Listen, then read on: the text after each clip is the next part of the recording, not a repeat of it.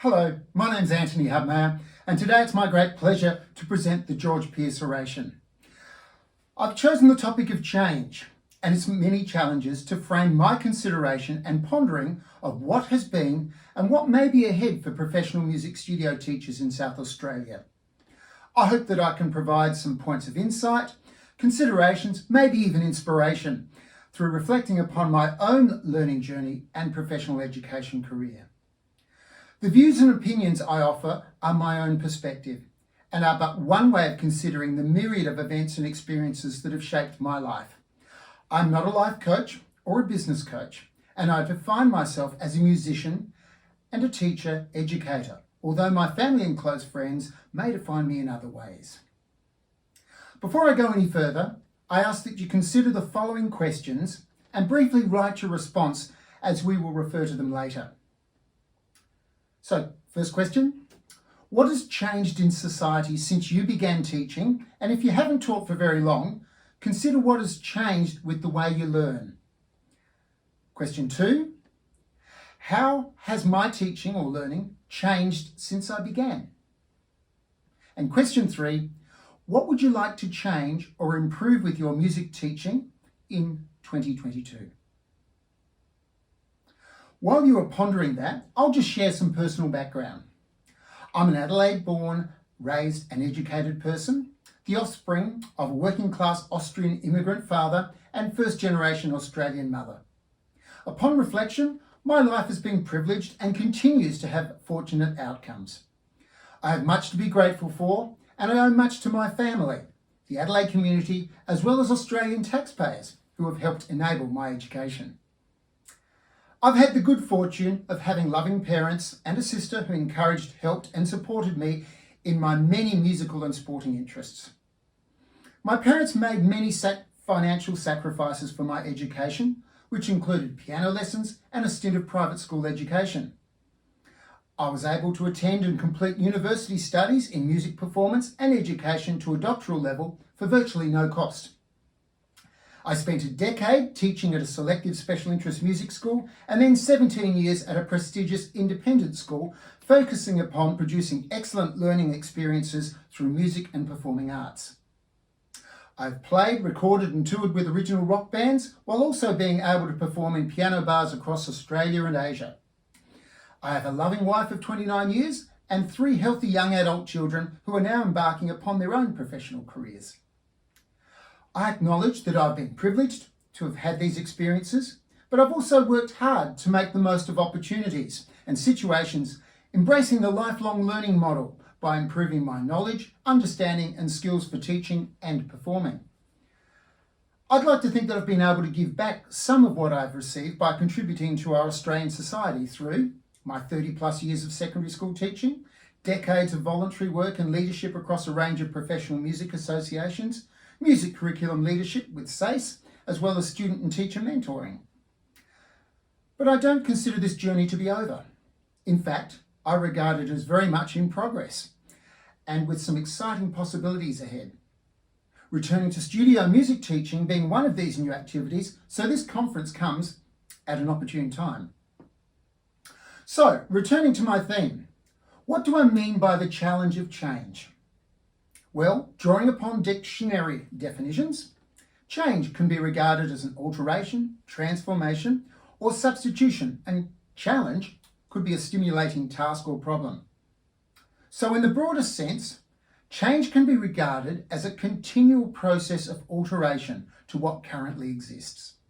It could occur by chance, by initiation, occur rapidly or gradually, could be environmental, social, or individual, and depending upon your perspective, could be good, bad, progressive, or regressive, but it's rarely neutral.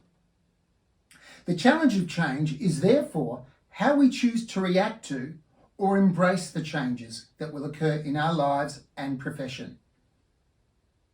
So my first encounter with change as a social concept was in Year 10 high school, way back in 1978, watching a documentary film titled Future Shock, based upon the Alvin Toffler book of the same name. Future shock was the term Toffler gave to the trauma that happens as a result of going through great changes in a short time. The book explored how people can adapt to changes they face, making the most of things and coining the new social term, embracing change. I was so interested, I even read the book, which was quite a feat for a 15-year-old boy. I wouldn't say it was life-changing experience, but it was one of those moments that stuck with me, and in some respect stimulated a curiosity and self-agency approach to self-directed learning, albeit an often random and disconnected approach. Which brings me to my first point: changing the way we regard our roles as music educators. There are many ways we may define our job descriptions: performer, advocate, educator, entertainer, coach, and so on. But moving past our motivations and passions, we are really in the business of customer service. So if we can agree that music studio teaching is a profession and therefore a business requiring income, we should consider what is the purpose of our business. Please consider the following quote: "The purpose of business is to create and keep a customer." This statement was made by management coach and author Peter Drucker in his 1954 book, The Practice of Management. I found this quote very useful in considering my role as a teacher and middle manager in an independent school setting. And I think it has significant implications to the way we approach our profession of music studio teaching. The purpose of business is to create and keep a customer. As studio teachers, our customer is the person paying for the lessons, likely to be the parent, and the user of our product is the student. Our product is skill-based tuition, and as such, we need to find and retain customers who value our knowledge, skills, and experience enough to continue their lesson subscription. Our customers' reasons and expectations for subscribing to lessons will be varied, so understanding and satisfying our customer and our users' aims, the parent and the child, will help retain their custom and keep our business viable. The instrumental music teacher role is therefore about customer service. The better we service the needs of our product user, the student, the happier our customer, the parent, will be.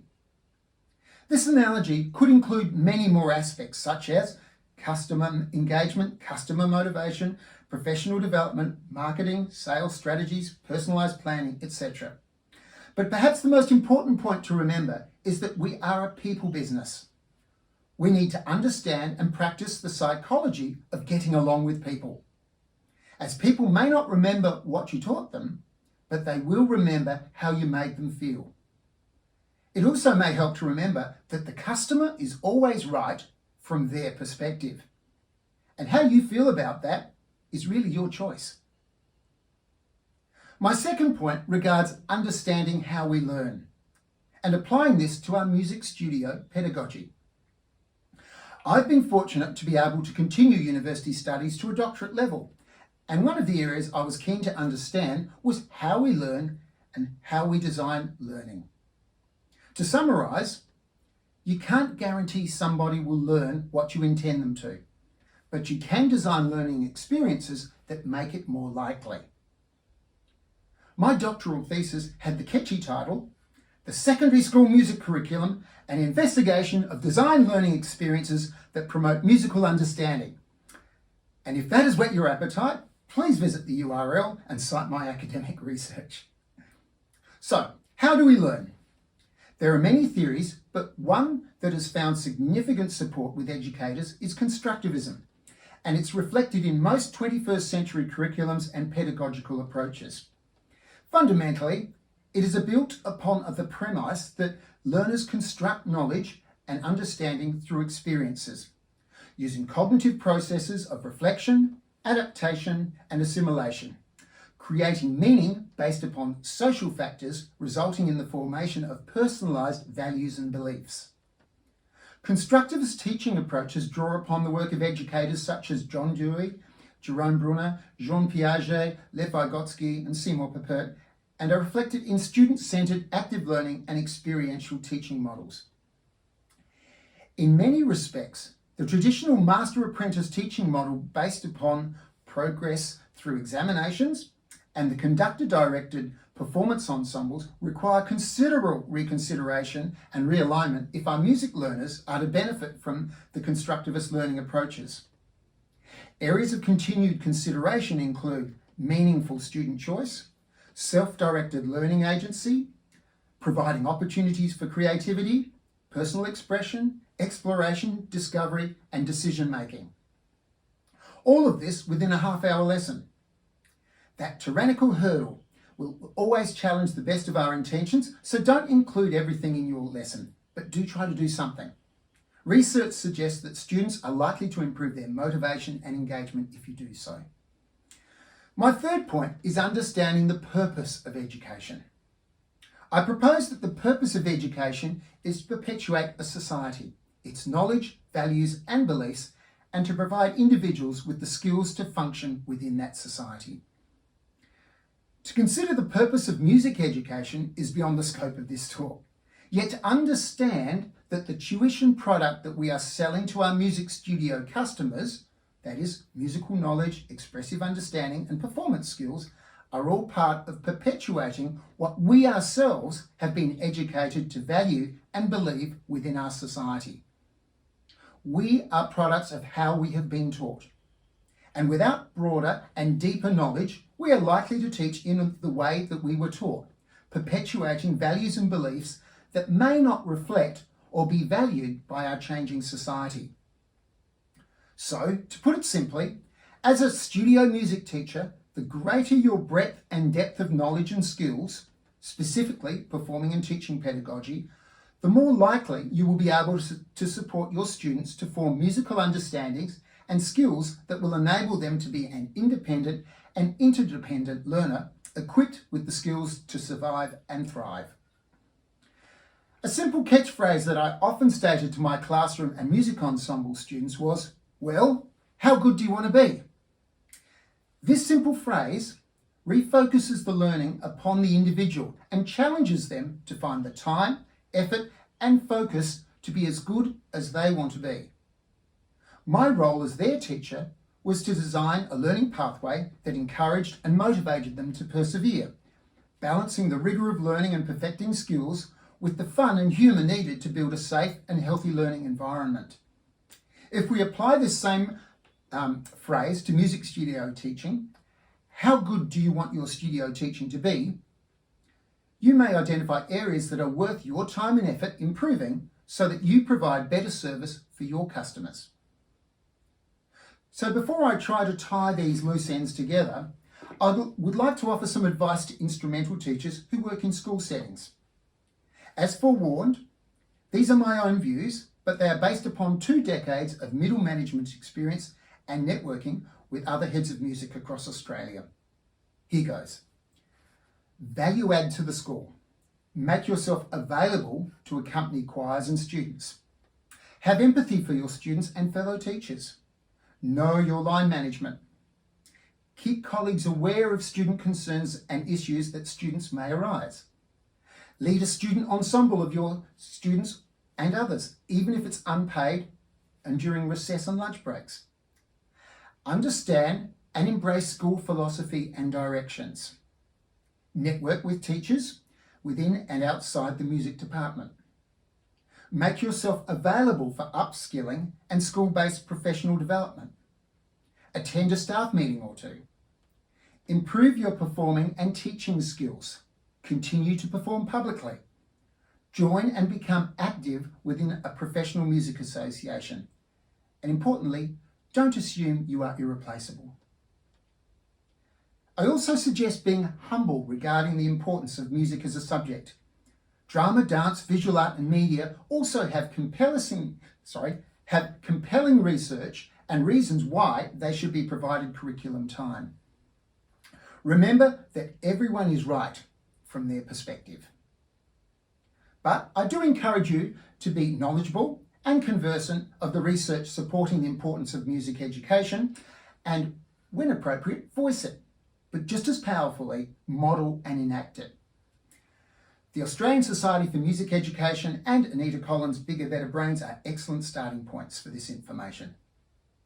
So, returning to my 3 original questions, Here are my responses, but please remember there are no right or wrong answers, just perspectives. My response to question 1, what has changed in society since I began teaching? Undoubtedly, technology and the way we use it. Accountability and focus upon the learner and protection of the learner is become very important, as well as more recently, Australian society's response to Indigenous reconciliation. To question 2, how has music teaching changed since I began? Well, there's greater pedagogical support for a broader range of music education styles. The emergence of contemporary approaches to music learning, such as musical futures and the rock syllabus. Certified structured pedagogies such as Kodai and Orff have become influential. Student-centred teaching approaches and self-directed learning strategies are now considered standard pedagogies. Technology is even deeper embedded into educational, creative and self-promotional publishing tools. And the emergence of technology-enabled online teaching requiring a reconsideration of pedagogy is one of the most recent things and a challenge that is likely to continue for some time yet. But it's also an opportunity. We can broaden our base of teaching without necessarily having the student come to our home or studio. Question 3, what would you like to change or improve with your music teaching in 2022? I've identified 3 things with a range of subcategories branching from them. And there's probably enough work here to keep me busy for the next 10 years. The first one is performing. This includes returning to piano lounge performing, continuing to work on my performance and entertaining skills, networking with other performers, enjoying music for leisure through playing my own original music in a rock band, playing cornet with the Mitcham City Brass, and singing with the Adelaide Vocal Union, a male barbershop chorus who identify themselves as drinkers with a singing problem. Point 2, changing my focus from classroom music education to music studio teaching. Establishing a business that engages and shares my passion for music making, which includes performing, entertaining, improvisation, composition, and technologies. My studio is titled Dr.H.Musics, and I currently have 4 students. Continuing a deep involvement in music education through curriculum writing, teacher mentoring, involvement with professional music associations, as well as music classroom relief teaching. And if you really would like to know more about all of this, please visit my website, www.drhmusics.com. So, to conclude this talk, in my opinion, our greatest challenge as professional music studio educators is understanding the purpose of our business and taking the time to equip ourselves with up-to-date skills and knowledge that keeps our tuition product valued by our customers. Thank you for listening, and I hope I've been able to stimulate some new ideas or affirm others for you. I wish you well with the rest of this conference and the coming year, and look forward to meeting you in person sometime soon. Thank you.